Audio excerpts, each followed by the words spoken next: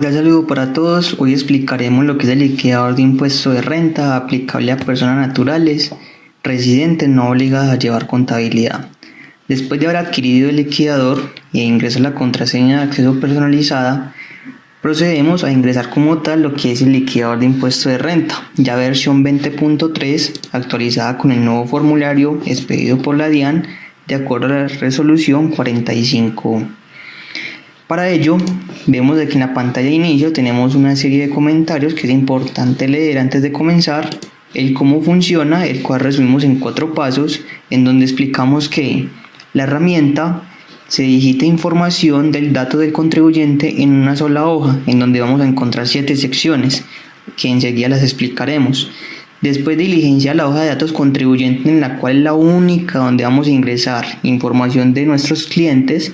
El liquidador se encarga de llenar automáticamente todos los datos a lo que es la depuración de renta del año 2019, se encarga de trasladar los valores correspondientes al formulario 210, se encarga también automáticamente de llenar los informes y lo que sería la proyección por el año 2020.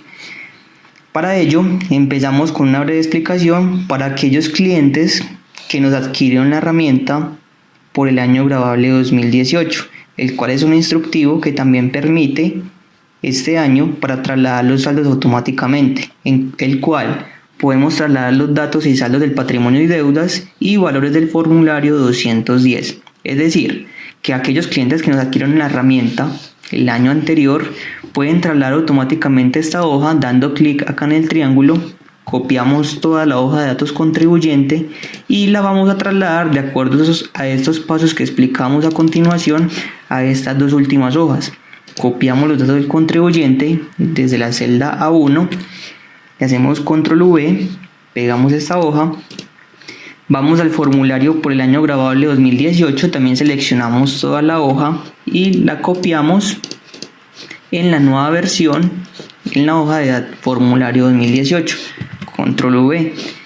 Ya con estas dos hojas pegadas en estas dos últimas hojas podemos trasladar automáticamente los saldos dando clic acá en este botón. El sistema carga todos aquellos valores y cargamos también los valores del formulario 210, el cual ya acá en la hoja de datos contribuyente encontraremos las 7 secciones y podemos ver de que ya se nos trasladaron algunos valores.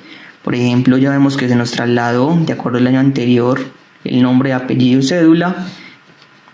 El año es importante señalar por qué año somos declarantes del cliente, si es primer año, segundo año, tercer año, para el tema del anticipo, qué código de actividad tenemos, contraseña de la DIAN y firma electrónica. Y como podemos observar, se nos trasladaron automáticamente estos valores de la declaración del año 2018. Esto solamente aplica para aquellos clientes que nos adquirieron la herramienta el año anterior. Asimismo, se nos debió trasladar los saldos del patrimonio, todos aquellos saldos del año anterior, y aquí me detengo un poco para aquellas personas que no han adquirido nuestra herramienta y les explico acá la filosofía. Como pueden observar, en la sección de patrimonio tenemos 15 subsecciones y en esta 2.2 les explico la filosofía de nuestro liquidador. Como pueden observar, siempre partimos desde un saldo del año 2018, es decir, nos gusta la información al detalle para poder comparar qué pasó de un año versus el otro. Luego el sistema nos pregunta cuál fue el saldo del año 2019. Acá podemos digitar, por ejemplo, de acuerdo al certificado tributario que nos entregó, por ejemplo, Bancolombia, que nos trae un certificado expedido por una entidad financiera, un saldo en cuenta de ahorros, ya sea un CDT o una fiducia, nos trae cuánto fueron aquellos rendimientos financieros, qué 4 por 1000 nos practicaron y qué RT fuente nos fue practicada de acuerdo al certificado. Observemos que en un solo recuadro podemos llenar toda la información que nos trae un certificado.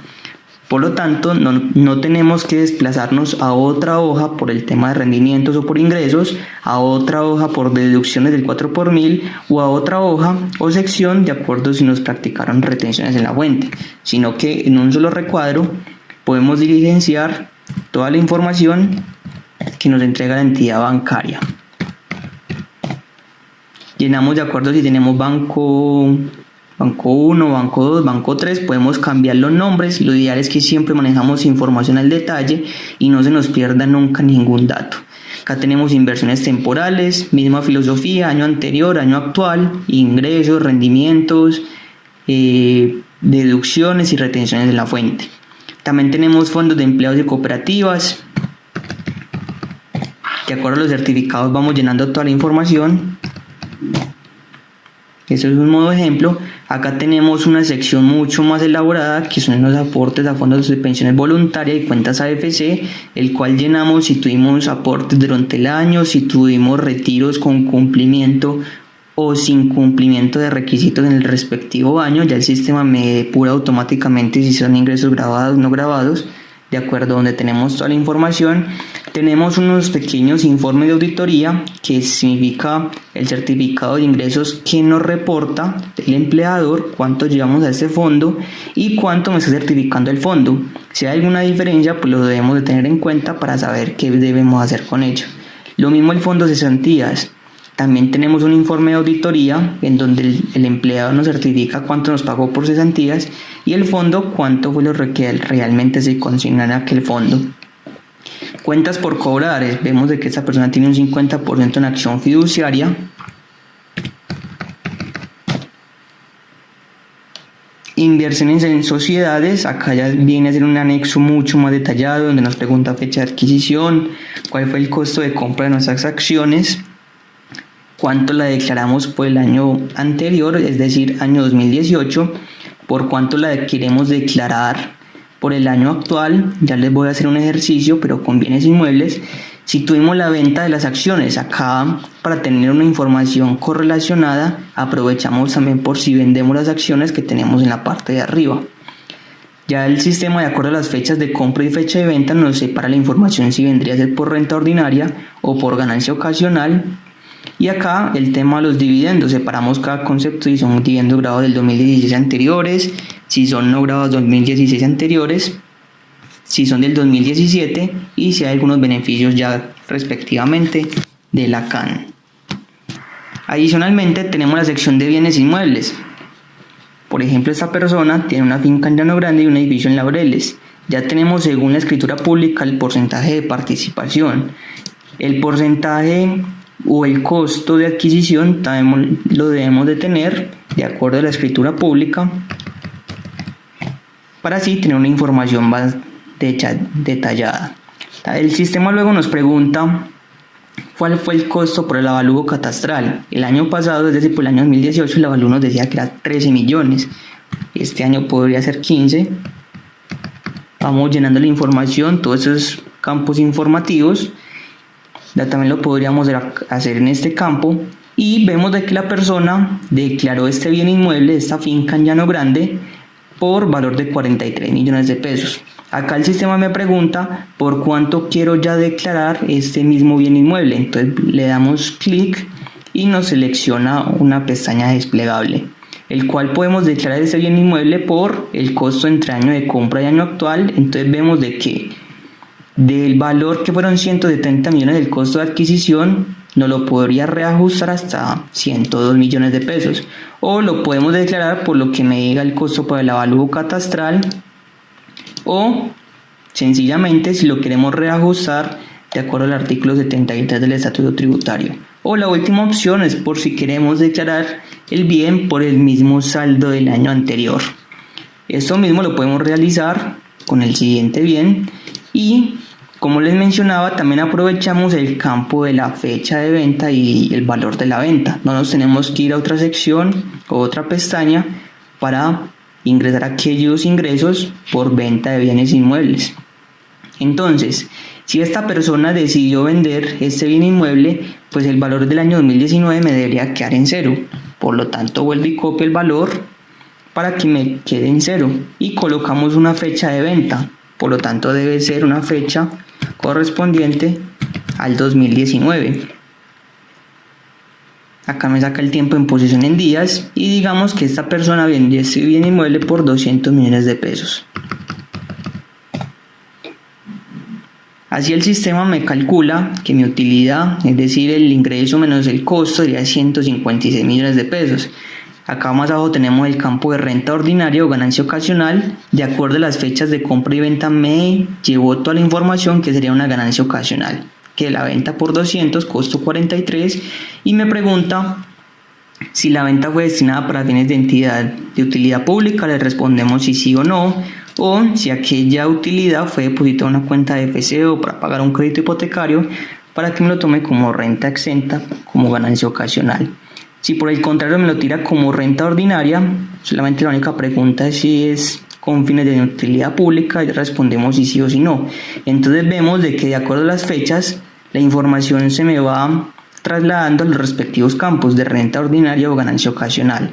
Acá tenemos los costos o gastos de acuerdo al predial pagado por vivienda, que es el único campo disponible para vivienda, o los otros que son para aquellos bienes generadores de renta. Acá tenemos una división de otros bienes inmuebles, por si la persona tiene más de 7, acá podemos llenar hasta 15, podemos ocultar esa sección. Seguimos con los vehículos, misma filosofía, podemos declarar los vehículos por el mismo valor que tenía, si lo vendió realizamos los respectivos cálculos. Muebles y enseres, maquinaria y equipo, otros activos, inventario de activos biológicos y otra actividad comercial. Empezamos con la tercera sección, que son las deudas o pasivos, misma filosofía, año anterior, año actual, qué intereses pagamos, intereses de vivienda, me los tomaría como deducibles. Si tenemos algún crédito de vehículo, vemos de que esa persona tiene tarjetas de crédito por 5 millones del año anterior, puede ser este año, puede ser más, puede ser menos.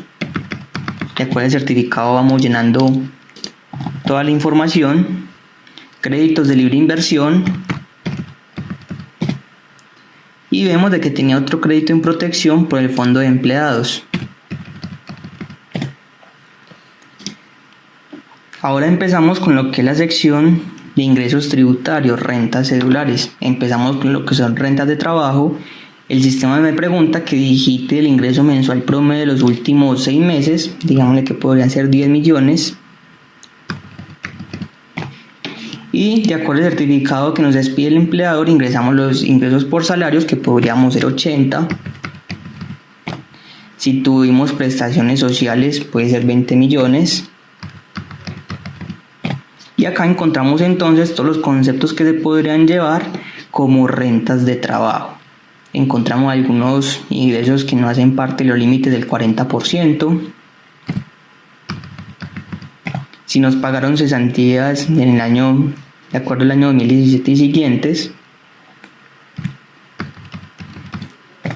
Y si nos pagaron cesantías por el empleador de acuerdo del 2016 anteriores, que tampoco aplica dentro de los límites del 40% o 5.040 VTs. Ya luego nos pregunta el sistema de acuerdo a los ingresos no constitutivos de renta, costos para los independientes, deducciones y exenciones laborales. Vamos llenando toda la información de acuerdo a los certificados que nos expiden los empleadores. Si tenemos una cotización voluntaria, si tenemos unas exentas por aportes voluntarios a cuentas AFC, puede ser acá 40 millones.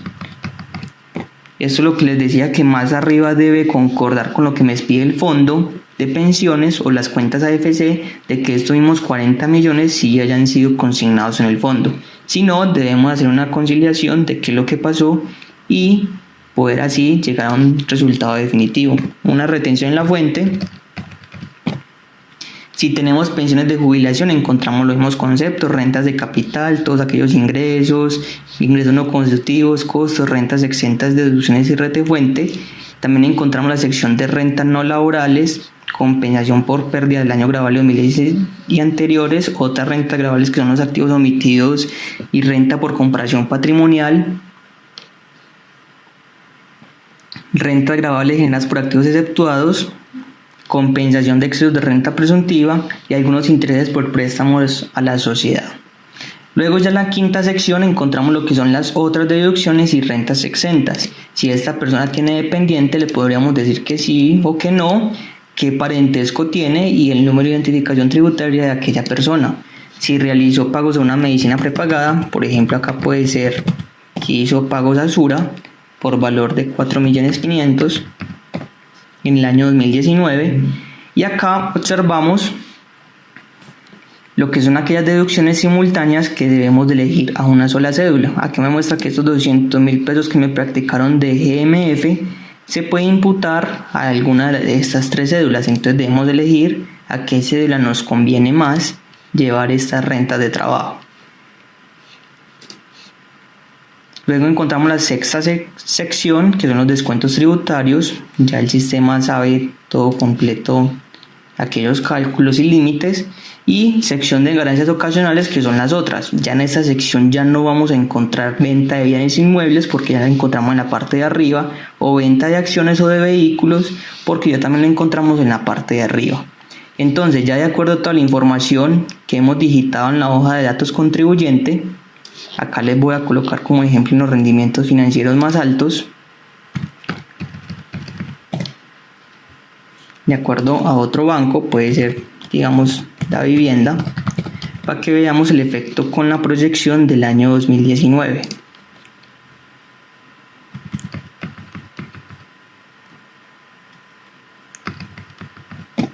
Esos son valores hipotéticos para que veamos el efecto. Ahora, en la hoja de depuración, como les dije, se nos va a trasladar todos aquellos valores que digitamos en la hoja de datos contribuyente. Acá podemos ver todos los conceptos que se podrían ir por rentas de trabajo, de capital no laborales, pensiones y dividendos, pero como ven se vuelven un poco extenso. Por lo tanto, en la parte de arriba, en la primera fila, podemos resumir todos estos valores para que solamente me traiga los valores en aquellos yo digité ingresos o valores. Entonces, vemos de que todos los valores en cero se me ocultaron y solamente me trajo los valores en donde yo digité información. Entonces ya podemos ver una información mucho más resumida y podemos observar toda la depuración para llegar a la renta líquida cedular. Encontramos entonces la sección de rentas exentas y deducciones imputables. Podemos ver entonces ya cómo se determina las imputables ilimitadas y ya una proporcionalidad y una distribución de las rentas exentas y deducciones limitadas de acuerdo a cómo lo trata el MUISCA en el formulario 210.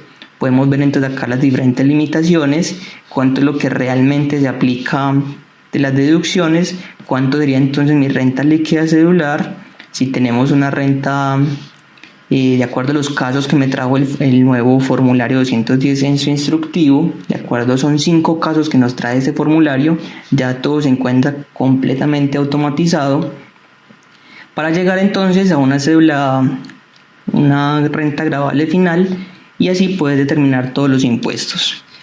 Así es como ya podemos ver entonces lo que es el formulario 210 ya definitivo, pero antes de eso debemos analizar lo que es toda la información de acuerdo a esta hoja de informes. Son 12 informes exportables a PDF en total, acá se encuentran 9, también la hoja de depuración se puede exportar a PDF, el borrador también se puede exportar a PDF y lo mismo la proyección de renta. Procedemos entonces a analizar la información de la composición del patrimonio fiscal. Vemos cómo varió su patrimonio bruto de un año versus el otro. Acá tenemos unas cifras de control. ¿Cuánto nos da el patrimonio bruto detallado de acuerdo a todos los conceptos que vimos anteriormente, todos aquellos saldos? Y cuánto hemos digitado como tal en el formulario por el año gravable 2018. Estos dos valores deben ser iguales. ¿Por qué? Porque el patrimonio detallado del año 2018 pues debe ser igual al patrimonio que yo registré en la declaración de renta 2018. Si hay alguna diferencia debemos de revisar y ver qué es lo que está sucediendo. Lo mismo con las deudas, analizamos uno a uno qué pasó con cada una de ellas y si hay alguna diferencia entre las deudas detalladas y lo que registramos como deudas en la declaración, analizamos por qué se me generó aquella diferencia. Acá un análisis comparativo de modo en gráfica, y ya el segundo informe vendría a ser la renta comparativa y su variación porcentual. Acá analizamos también un año versus el otro de acuerdo a cada una de las rentas de trabajo, ingresos no constitutivos, rentas exentas y deducciones por cada una de las rentas. Es un informe que nos ayuda mucho a saber cómo creció nuestro contribuyente de un año versus el otro, también comparativo gráficamente. Un informe 3 que vendría a ser la liquidación privada comparativa y su variación. el año 2018 versus el 19. Estos son los últimos renglones de la declaración de renta del formulario 210, cómo le fue el impuesto neto de renta un año versus el otro, en temas del anticipo, retenciones, sanciones, y así esto es un informe que nos ayuda mucho a ser más contundentes al análisis de la información, porque nuestro contribuyente pagó más impuesto, porque le aumentó el saldo a favor o porque se le aumentó el anticipo, y nos ayuda a darle una explicación mucho mejor a nuestro contribuyente. Cuarto informe, renta líquida por comparación patrimonial. Ya el sistema es completamente automático. Vemos de que nos muestra ya un chulito, el cual todo nuestro patrimonio está justificado de acuerdo a nuestros ingresos.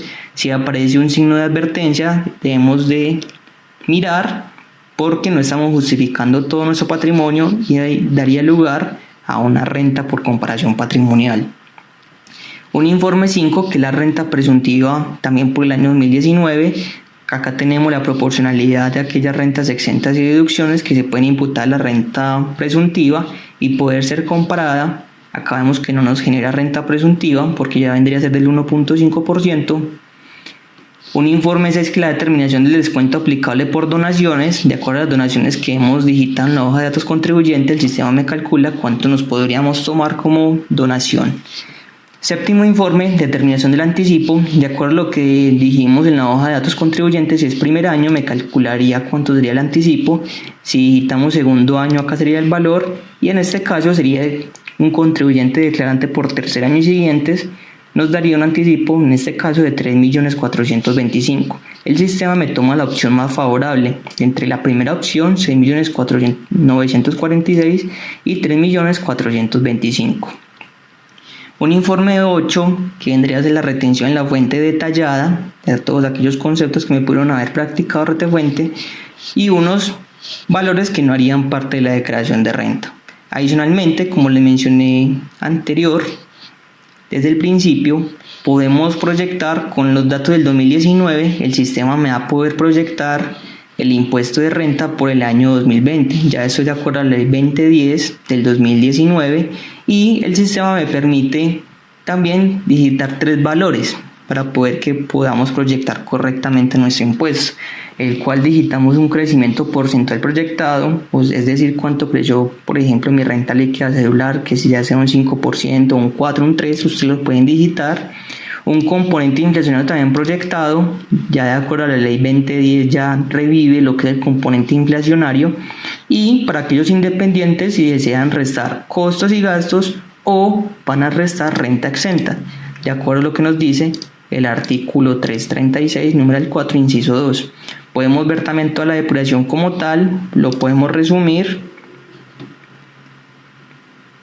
y también podemos generar el resumen en PDF dándole clic a estos botones. Ya el sistema me carga toda la información automáticamente y me llevaría a PDF todos estos valores que podríamos analizar.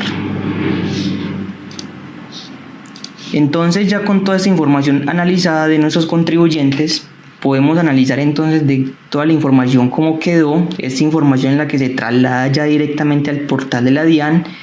Analizamos todos los valores y si ya está bien, podemos ver también al final lo que es la proyección del impuesto de renta. Vemos de que el impuesto sobre la renta líquida gravables por el año 2019 me dio 13 millones y con esta misma información para el 2020 sería de 9.060.000. ¿Cuál es la diferencia? Sobre todo es el componente inflacionario. Cuando vayamos a digitar toda esa información allá en el portal de la DIAN, nosotros recomendamos primero digitar todos los ingresos, solamente los ingresos de acuerdo a cada una de las cédulas, y luego empezar con lo que son los ingresos no constitutivos. Ya podría ser en orden como muestra acá el liquidador, y también ya luego las rentas exentas y deducciones de cada una de las rentas. ¿Para qué? Para que el sistema de la DIAN cargue bien cuáles son las deducciones imputables limitadas, ya que si empezamos en este orden, el sistema Muisca no actualiza estos valores y nos haría un cálculo incorrecto de aquellas deducciones y rentas exentas que nos podríamos imputar. Por último, adjuntamos también 5 hojas de trabajo, el cual ustedes podrían realizar cálculos adicionales por si necesitan elaborar cualquier otro anexo. Pero como vemos, ya todo se encuentra dentro de la hoja de datos contribuyente, por lo que no habría necesidad de calcular otro anexo adicional. Muchas gracias.